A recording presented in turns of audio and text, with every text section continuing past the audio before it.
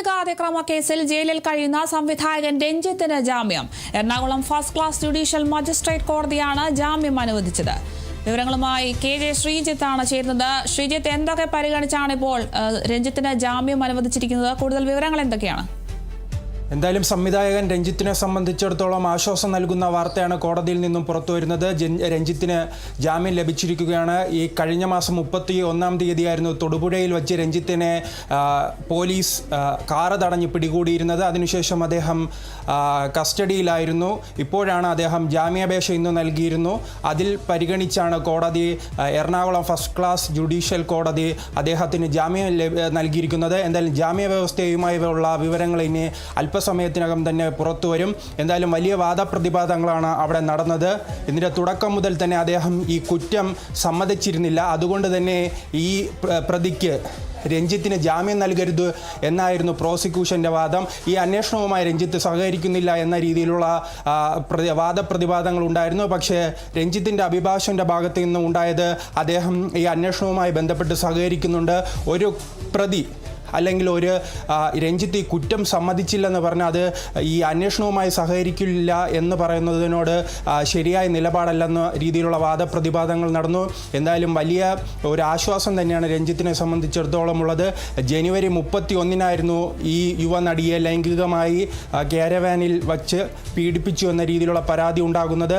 അതിലും കുറച്ചു നാളുകളായി തന്നെ രഞ്ജിത്തിന് ന്യായീകരണമുണ്ടായിരുന്നു. തൻ്റെ സിനിമയിൽ അവർക്ക് അവസരം നൽകി, പക്ഷേ മികച്ച രീതിയിലുള്ള ഒരു അഭിനയം കാഴ്ചവെക്കാൻ ആ യുവനടിക്ക് കഴിഞ്ഞില്ല. അതോടൊപ്പം തന്നെ അതിൻ്റെ പശ്ചാത്തലത്തിൽ ചില സീനുകൾ വെട്ടിക്കുറച്ചു. അതുകൊണ്ട് തന്നോടുള്ള ഒരു വൈരാഗ്യത്തിൻ്റെ അടിസ്ഥാനത്തിലാണ് ഈ വ്യാജ പരാതി നൽകിയതെന്നായിരുന്നു രഞ്ജിത്തിൻ്റെയും അതോടൊപ്പം തന്നെ ഈ അഭിഭാഷകൻ്റെയും വാദം. അത് അംഗീകരിച്ചുകൊണ്ടാണോ ഈ ജാമ്യം നൽകിയതെന്ന രീതിയിലുള്ള വിവരങ്ങളെല്ലാം അല്പസമയത്തിനുള്ളിൽ തന്നെ പുറത്തു വരും.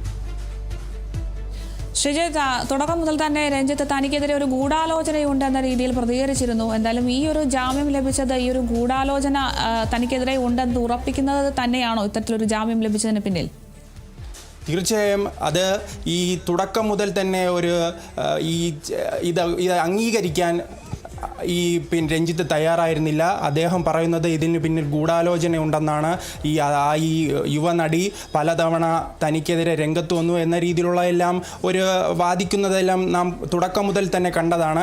എന്തായാലും രഞ്ജിത്തിനെ സംബന്ധിച്ചിടത്തോളം അവസാന ഘട്ടത്തിൽ ഒരു ആശ്വാസം തന്നെയാണ് നിലവിലുണ്ടായിരിക്കുന്നത്. ഇതിൻ്റെ തുടക്കം മുതൽ തന്നെ നമുക്കറിയാം പരാതി ലഭിക്കുന്നു. അതിനുശേഷം ഇത് പ്രത്യേക അന്വേഷണ സംഘം രൂപീകരിക്കുന്നു, പല തെളിവുകൾ ശേഖരിക്കുന്നു. അങ്ങനെ പല തെളിവുകളുടെ അടിസ്ഥാനത്തിലായിരുന്നു രഞ്ജിത്തിനെ അറസ്റ്റ് ചെയ്തത്.